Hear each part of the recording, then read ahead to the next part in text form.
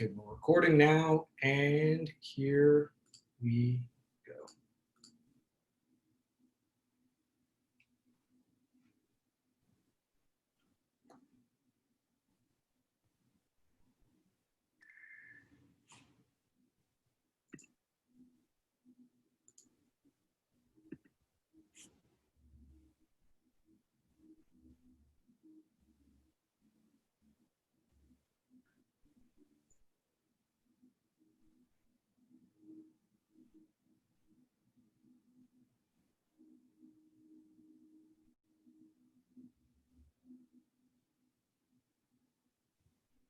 All right. Hi, everybody. Welcome to another session of Sales School. While we wait for some folks to kind of shuffle in here and join the session, what I figured I'd start with this time is a little bit of a sales story. And what I'm going to do is tell you about a story that's going to actually apply and weave into the subjects that we're going to talk about today. It's going to deal with a little bit about your ideal customer profile and really matching your product to their needs, but it's also going to tie into our guest speakers content that's going to relate to why you need to follow up with every reply you get, whether it's a positive reply, negative reply, or neutral reply. So in jumping into this, I was once a young sales rep, and I was very green and just eager to prove myself. I had joined a media vendor that specialized in on-campus advertising. And I was basically tasked by my organizational leadership to go after a certain client. This client had a large amount of restaurants, quick serve restaurants or fast food restaurants across the country of Canada. And so very gung-ho, and I said, yes, I'll take this on, and I'm going to go and I'm going to prospect into this team that manages their media spend. And as I started prospecting into this team and their media spend, I'm sending emails, one email goes out, follow-up email goes out, and I get through 5 follow-up emails. And finally, their account director messages me, and she says in her reply, hey, Aaron, listen, we know who you are, we know what you do. If we're interested, we'll reach out. Basically, one of the most negative replies you could ever get in sales. It's not something that you look forward to. So I'm sitting at my computer reading this email, a little white-faced, feeling a little down in the dumps. But I say, how can I take this email and translate it into something that I can build a relationship from? So what I did is, the immediate action I took is I called this person up and I said, look, I understand that you have objections, but I'd like to learn more about what those objections are and why they exist. Her key objection was that her chain that she's managing the spend for deals with franchised restaurants, and their media spend had to be allocated evenly across basically the entire chain of restaurants. Now, for us, the problem that she saw was that our media only served a very specific amount of restaurants as opposed to the entire chain. So from here, I started building a relationship with her. I kept kind of a dialogue going for a little while, making sure that I understood all her pain points, all the value we could bring to the table. And eventually what I did from this is I translated that into a presentation that connected what her strategic objectives were with our offering. The whole point of this story is ultimately, through this persistence, through continuous follow-up, even when we had a negative reply, is what I was able to achieve was the sale. And it not only did I achieve the sale and bring in new business, but what I was also ultimately able to do is convert them to a client and a customer that represented 10% of my annual revenues for the company. So not only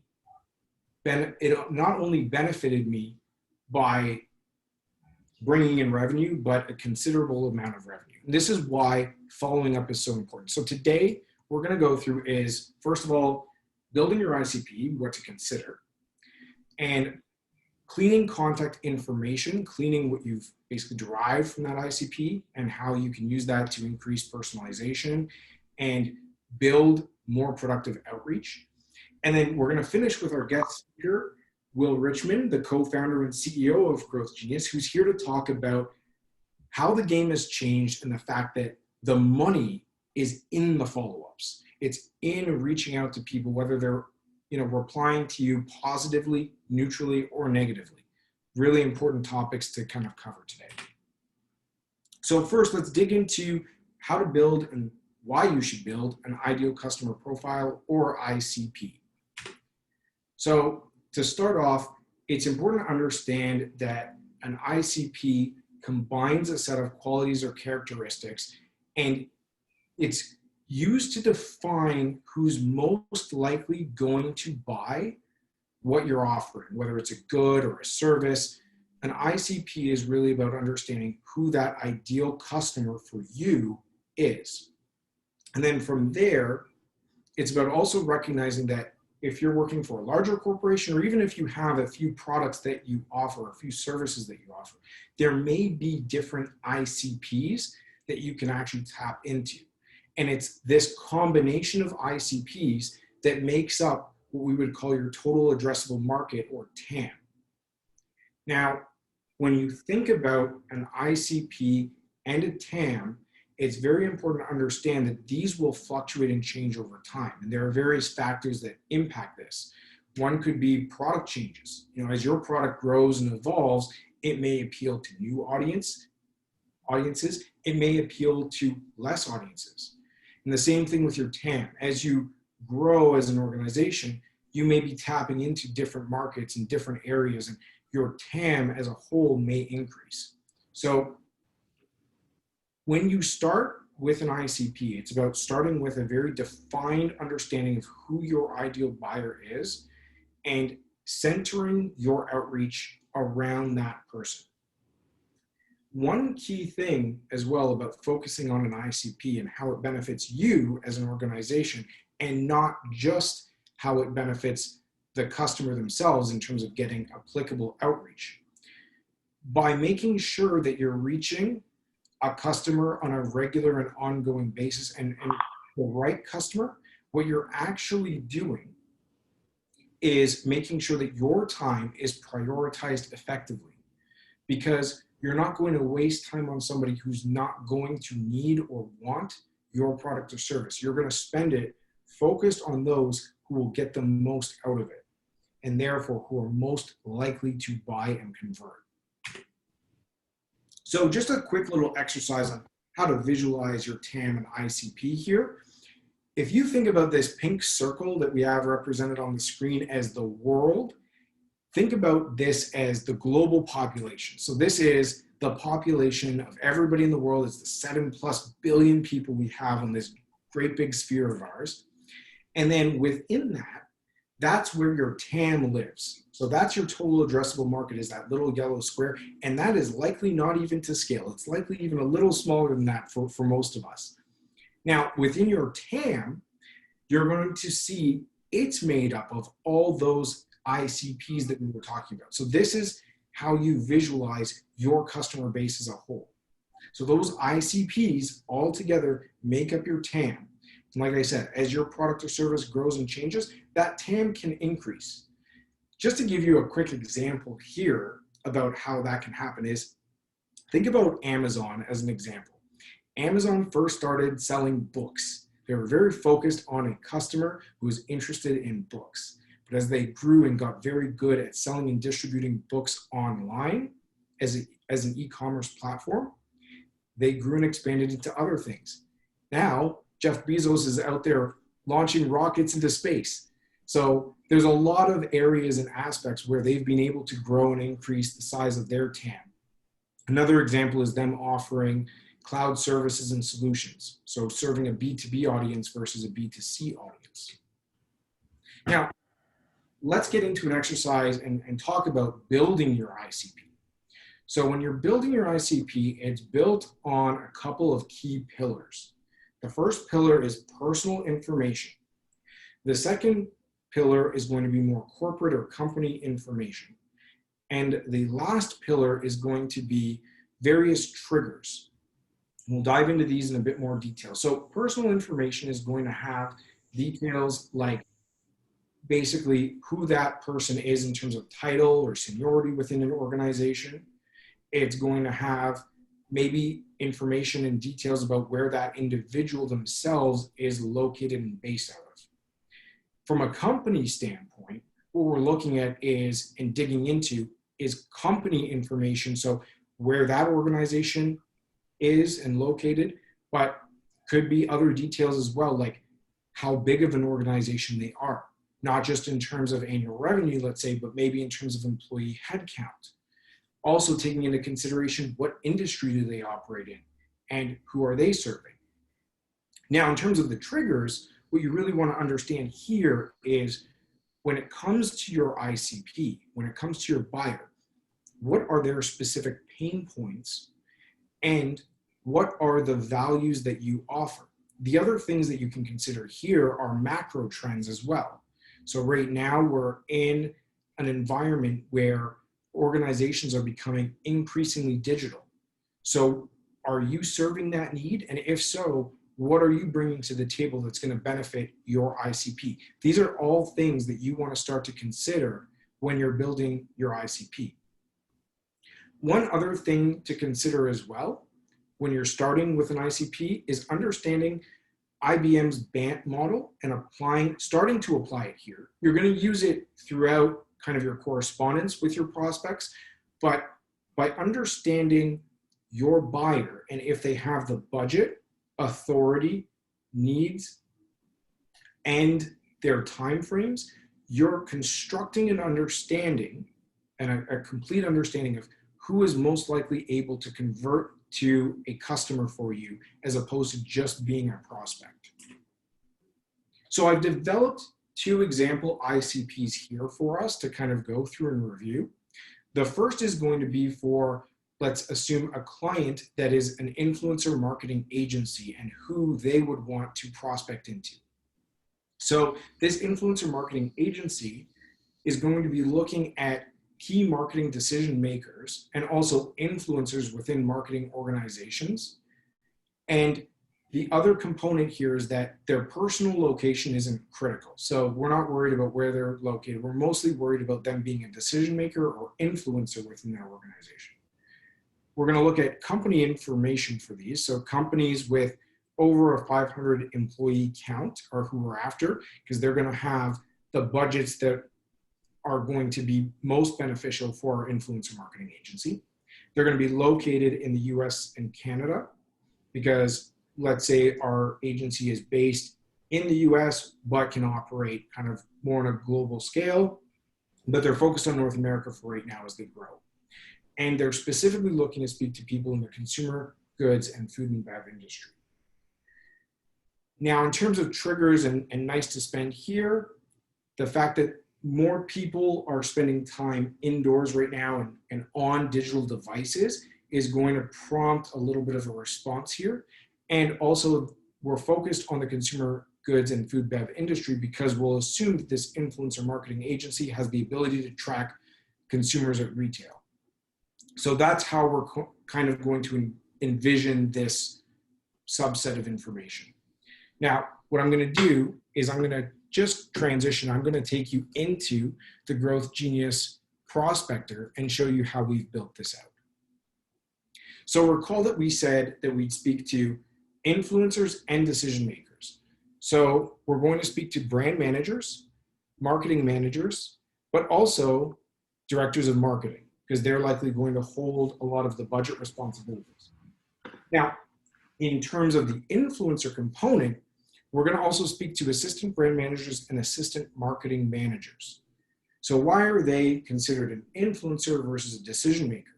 The first thing is they may not have the budget responsibilities that the brand manager or directors would. However, what's key here is that we understand that influencer marketing most likely applies to people who are a little younger in age, right? These are the people that are the early adopters of Instagram, of Snapchat, of TikTok. And so the space is understood most by a younger generation of consumers. So we're going to want to incorporate them in our messaging so they can create kind of an upward push in terms of influence on the key decision makers. Now, we've included our location here, Canada and the United States, and employee counts. We said any organization above 500 employees. In terms of the industry as well, we've built that in so you can see consumer goods and food and beverages. And that yields for us 3,000 prospects in our prospect searcher. So this is great. We've got a great base of prospects to tap into here. Then what I would do is, if this all looks good for me, is I would just start adding these prospects to a contact list. And we'll dive a little bit into those contact lists in a bit in our working session on kind of how to deal with those. Now, before we do that, I want to pull up another example of how to use the prospector and how to reach a specific ICP. And that is, we'll assume that we have some Canadian tax software. Now, with this Canadian tax software, we're going to be looking to speak to some finance decision makers at organizations. Their personal location is not critical, but we're going to speak to those companies in Canada only, because this software we'll assume is specific to the Canadian market and Canadian tax law. They haven't tapped into a US product yet. We're going to look at companies with annual revenues of over $1 million and companies that have under 1,000 employee count. And I'll show you kind of how we might build all these factors in. So going back to our prospector, what we're going to do is we're going to take a look again at a various set of titles. So CFOs, vice presidents of finance, VPs of finance, and in some cases, directors of finance will weave themselves in here. We're going to look at them within Canada and in organizations with less than 1,000 employees. And here we're seeing, again, almost a prospect pool of 3,000 people. And if we're happy with this, we'll add these prospects similarly to a contact list. Now, the reason we're adding them to contact lists is twofold. The first is we're going to organize our ICPs, but secondly, what we're also going to be able to do is eventually clean this contact data. Now, when you're dealing with contact data, it's important to understand why you should clean it. The first reason is you want to address any user input issues, also perform some verification on the contacts that you've pulled out of a prospector. You want to start to naturalize your language as well. So you want to incorporate different elements of naturalized language in order to make sure that you sound very natural in your prospecting efforts. And then finally, you want to incorporate more sophisticated personalization as well. So what does that look like exactly? Because we've said a lot of words there, but what does it actually mean? So here you'll see I have my finance leader contact pull up in Growth Genius. So those 100 contacts that I pulled are all here. What I would do is I would start by exporting this data into a CSV file that I could then start and build kind of a base from. So we're going to start with our marketing example. And if I just pull this up here, I've got here our marketing decision makers. I'm going to start here on the raw pull. So this is the CSV file that I've downloaded from my Growth Genius account.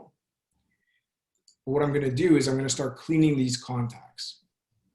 Now, what cleaning contacts looks like is you're going to start by quickly doing an eye test on your prospects' names. So just understanding and flagging for yourself any inconsistencies here. So we found one, this one's a particularly interesting one, and then speaking to user input issues. So we've got a first name BCom and Melanie Williams here. Well, I pulled over Melanie's LinkedIn profile, and I'm just going to take a quick look because BCom seems like a pretty weird first name. So when I take a look at Melanie's profile, oh no, her name is actually Melanie Williams, but she's just outlining her credentials after her name. And in the poll, it just read the first name because of the comma as being BCom. So we're just gonna hop back in here and we're gonna take Melanie's name and we're gonna extract it and we're going to add her first name here so that we correct that error. We might have a few other ones. Here is an example, O'Neill as a last name. We'll just capitalize the N in O'Neill and not go over that person's name. And there you have it. That's a quick kind of cleanup on some of these names. Now, the other thing that you'll want to do is naturalize your language. So what does naturalizing your language mean? Well, if you're using a platform like Growth Genius to automate the sending of your prospecting efforts, what might happen, what you might run into is if you're trying to reference the company name, the way they're set up in the database is in a very formal and proper name. So in this case, Kruger Products LP. Well, nobody at Kruger refers to themselves as Kruger Products LP. So what you've seen here is I've set up a custom field called Company Natural or Custom One, and I've changed it to say Kruger as in order to naturalize that language. The other thing I've input here is a company possessive column, and what the company possessive column is going to speak to is if I'm talking about how Energizer's strategy applies for marketing and their marketing efforts, now I'm speaking in the possessive, and instead of having to fumble about in a very restricted input setting, I'm making sure that that input is all accounted for here by simply adding in an easy to use formula. And then again, similar to the first name, I'm going to run a little bit of an eye check. So in the case of a Chartwells, I'm just going to make sure that I apply the correct grammatical input to Chartwells's secondary input here. So that's a quick look about how to personalize and naturalize some language.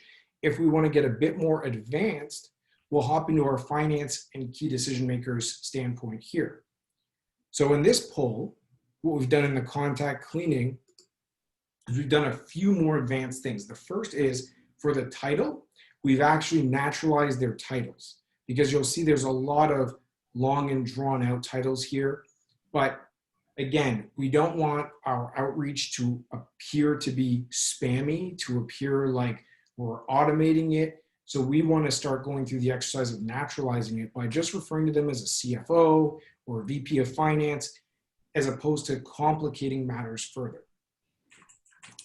The other thing that we've done here is we've input the company natural information, but we've done a deep dive into a bunch of these companies' revenues. And so what we've done is actually created a new column called Custom 4, and through a quick formula, added in company revenues as well, because we said that was a key consideration for us. And this way in our outreach, we could actually refer to this revenue. So again, we're making our messaging and crafting our messaging eventually to be much more applicable to our contact that we're speaking to. Another final trick and a little tip that you can do in your outreach is, let's assume this guy is based in Toronto and his business is based in Toronto. And when he meets with clients that are local in Toronto, what he wants to do is have a personal conversation with them as opposed to speaking to them, digitally or on the phone. So what he's going to propose in his outreach is, if the prospect is located in Toronto, let's grab a coffee. But if they're not, we're going to shift that messaging to have a 15-minute Zoom call. And by having a call to action that's customized around their location, you're making the conversation feel more organic once you start prospecting and start that outreach. Now, in terms of cleaning the contact data and using this contact information, this is where we're going to kind of wrap up this session around content and around that contact cleaning. But join us next session, because we're going to dive deeper into copywriting and how you can weave all these customized elements into really effective and compelling copy. For today, though, what we're going to do is we're going to turn our conversation over to welcome our CEO and co-founder at Growth Genius, Will Richmond, who's going to speak about how the game has changed. So Will, I'll leave it to you to take it away. Yeah, thank you, Aaron. Very well done. I'm just going to pull up the presentation now on my end and share my screen. If you can let me know when you can see it, that would be great. Sounds good. We can see your screen perfectly now, Will. Perfect. Thank you. Now that was the sales prospecting 101, and that's how Aaron's actually just shown you all the trade secrets of how we've built our business and how we've helped close to about 300 clients now over the past 3 or so years. And I just want to talk about a very important trend I've noticed with our clients and with the industry as a whole through a lot of the conversations I've been having with sales leaders and founders.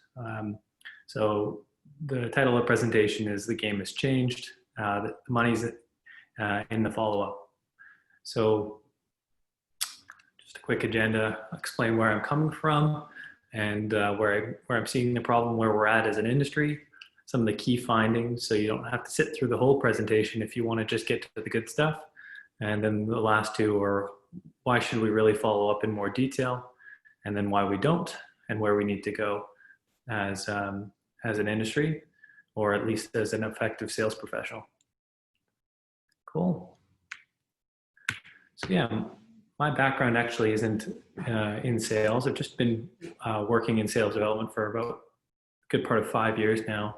My background's actually more quantitative and technical, and that's probably where you'll see this presentation go. So I come from a finance background and then a web development and software development background, running one of Canada's first web development schools and subsequently selling that. And then at Growth Genius, we've helped a couple hundred clients generate tens of thousands of leads and tens of millions in revenue. And so these findings come from not just pulling these things out of thin air, but actually running the numbers and getting into the data. So bear with me. So where we're at as an industry. So the problem, or the kind of the gut instinct that this was a problem, a pervasive problem, was running sales development for our clients, and began to notice this troubling trend that even though we would stress how important it is to follow up with every lead, not just the folks that want to buy now, they still wouldn't do it. And this issue has lasted a good part of a year now, and I don't really understand why it was going on. So I looked into other folks to see if they were finding the same thing. So this is a quote from Christopher Walker from Refine Labs, and he's run this for some of the kind of the best in-class B2B SaaS companies. And what he's found over the dozens of clients he's worked with is that there's about a 0.15% average close rate.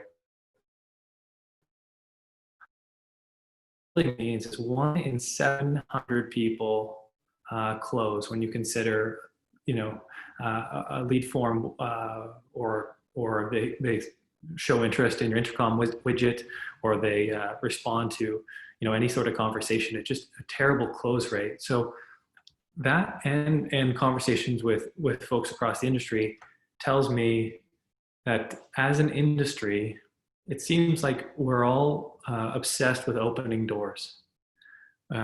We love generating leads because it's something we can track easily. We can report to our manager or boss and show the progress. But it seems like the state of the union is that this obsession with leads isn't actually resulting in a reasonable amount of revenue. And simply put, it's because people aren't actually building relationships with the people that are in the doors. So I'd like to explain, what we can do about it and where we're going. Now, the solution you'd say is just follow up. It seems easy. Why can't sales professionals do something that is part of their core job description? And I think it has to do a lot with this behavioral model. And you can kind of think of this as a behavioral trigger is the motivation times the ability times the probability of success. So motivation map in the top right here, you'll see motivation, ability times the probability of success equals the trigger. And the problem is your sales team is operating somewhere in this lower left-hand corner. So they have little to no motivation, and it's pretty hard to do, at least when you're managing up to 100 conversations at any given time. So let's talk about the key findings and why it's important to follow up in the first place. And you don't have to take my word for it. This is Mike Brooks, a self-proclaimed Mr. Inside Sales, but when you look into his background, you probably come to the same conclusions that I have, that he really knows what he's doing. He's been doing it for longer than, I've been alive. He's been voted by the American Association of Inside Sales Professionals as one of the most influential, and he's done this successfully, dozens of times. And so one of his big findings, which is consistent with what we've found on our team and our clients' teams, are that 80% of sales are made on the fifth follow-up or later. So that means only 20% of sales are made at 4 follow-ups or less. Second finding, which is puzzling, is the follow-up, that 90% of sales professionals don't actually follow up with folks 5 or more times. So this means it's a huge opportunity because only 1 in 9 people is actually going the long distance and following up with folks. And then the third finding is not only does the follow-up number matter, but the reply, the initial sentiment of the reply, like Aaron was saying in his first story, doesn't matter as much as you'd think. So what we're finding, we book close to 100 meetings a month, and about 80% of those sales meetings are actually from neutral replies. So not only is it important to follow up, but the initial sentiment of the reply doesn't matter as much as you think. And then, so why does this matter? Like what is the revenue difference between a team that doesn't follow up and that does? So when, this is our kind of status quo, less than 5 follow-ups. And we usually generate clients anywhere from 10 to 30 interested conversations per month. That mean positive or neutral. And we typically see a close rate of 5%, and at a deal size of 10K, you're looking at 5 to 15 grand a month. Now, if that team were to come up with a methodical way of following up 5 or more times over, the duration of 90 days that it usually takes to close the deal, you'd actually see the close rate go from 5 to 25%. And at a deal size of 10K, you'd be looking at another 20 to 60 grand in revenue per month. So that's why it's important. And when we've actually kind of seen that with our team, that when we did implement, more strategic, structured follow-up methodologies, you'd see close rates go up precipitously. So now the most puzzling part of the whole question is why, given that the potential for improved revenue is so great, why don't people follow up? So looking at 80% of sales are made after the 5th follow-up or later.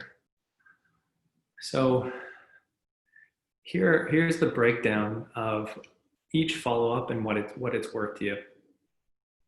So it really shows that only 20% of the revenue are in the first follow-up, and 80% of the revenue is in the 5th to 12th. And so, every subsequent follow-up starts to make a lot of difference in terms of revenue. And then just breaking down, the 90% of folks never make it past the right number of follow-ups. And this is just kind of the quick breakdown. So why not? So we surveyed our team, our clients' teams, and other sales teams, and it came down to these 7 or 8 things. So a lot of what we heard was we don't know what to say, there's not enough time, there's too many conversations and channels, I don't have research on my prospects, or I don't know, I don't know where to get the right information, and I'm not sure when to follow up.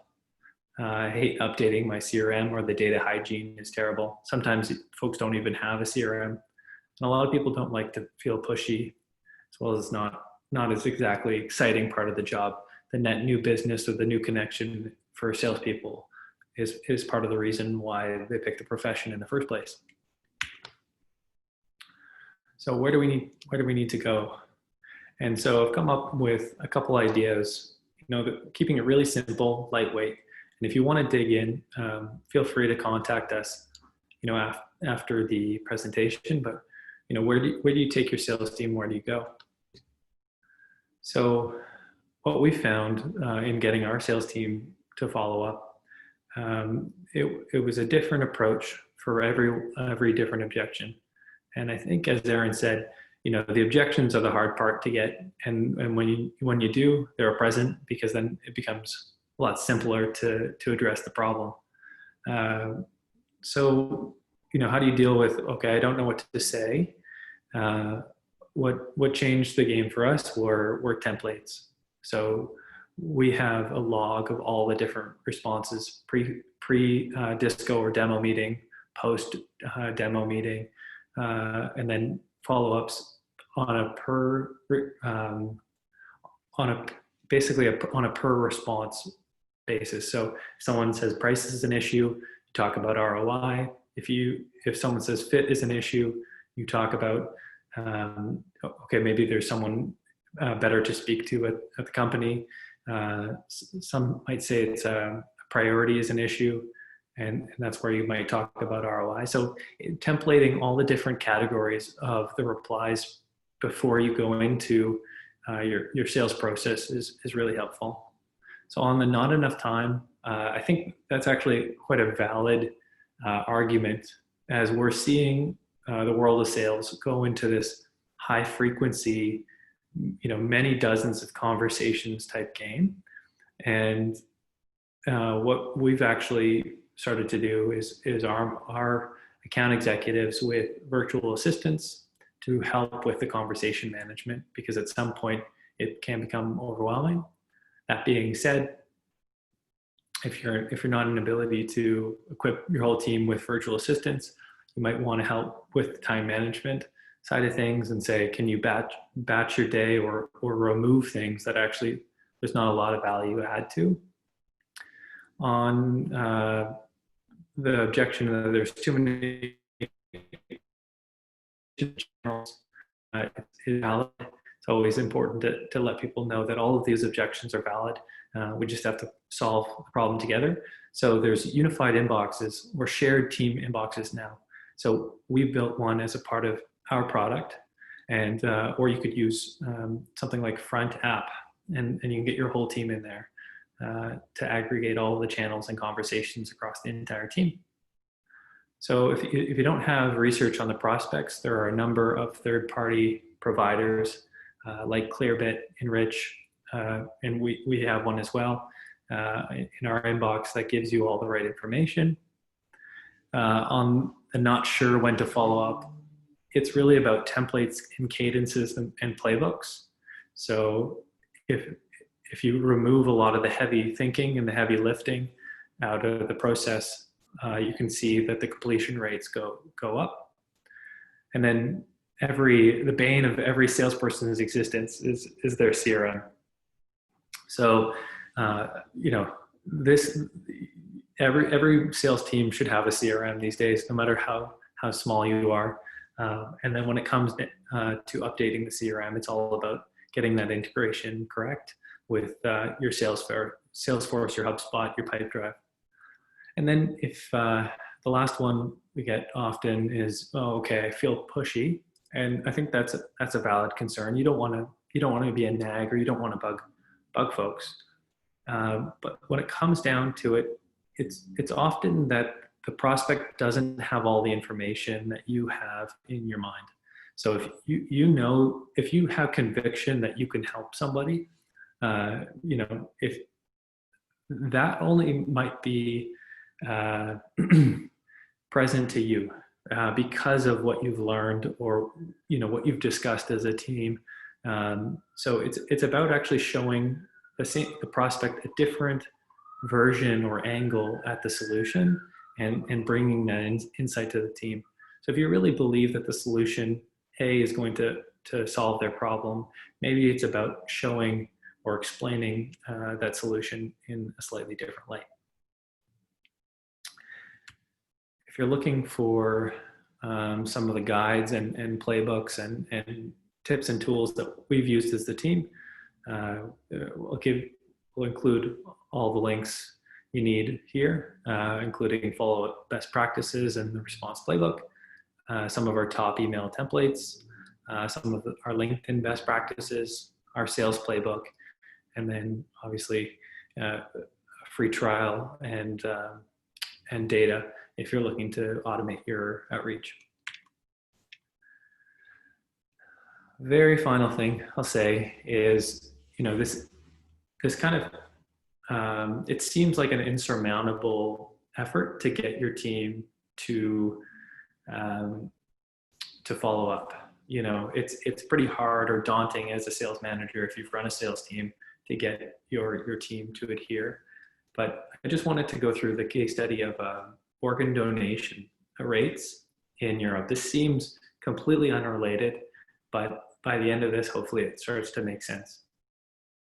So this comes from a book, Predictably Irrational, and it talks about five countries or 4 countries and their organ donation rates, and then, you know, the 5 on the right. And the question is, you know, why the difference? Is it religion? Is it behavior? Is it general attitude towards the afterlife? You know, it's got to be something deeply ingrained in these countries on the right, or countries on the left.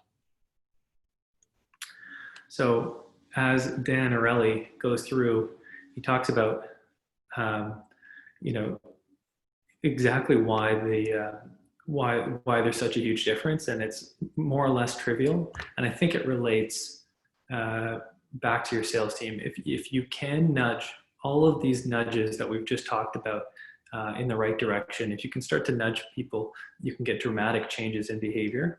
And so the punchline of the difference in organ donation rates is actually as simple as a default check organ donation box or not.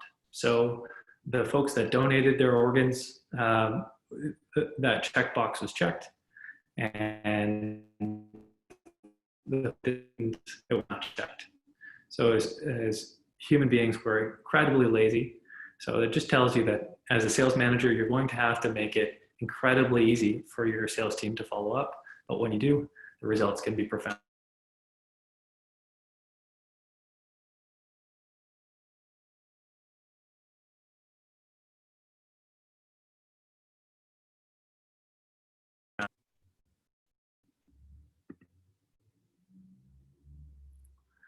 Perfect.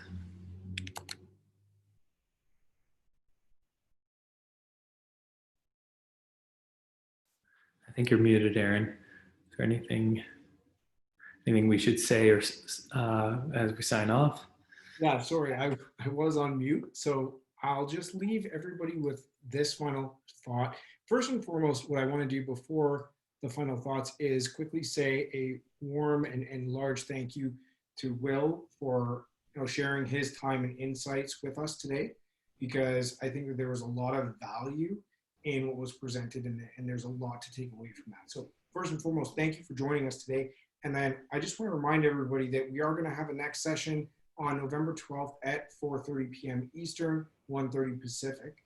And you can sign up for Growth Genius anytime. Just go to app.growthgenius.com/sign_up. And you can get started prospecting today. You can also be sure to reach out to us, as Will mentioned. We're happy to take you through an initial consultation on what you need and help you really start your prospecting efforts today. But that's all we have for this session. Thank you for attending, and we look forward to seeing you next time. Thanks, everybody. Perfect.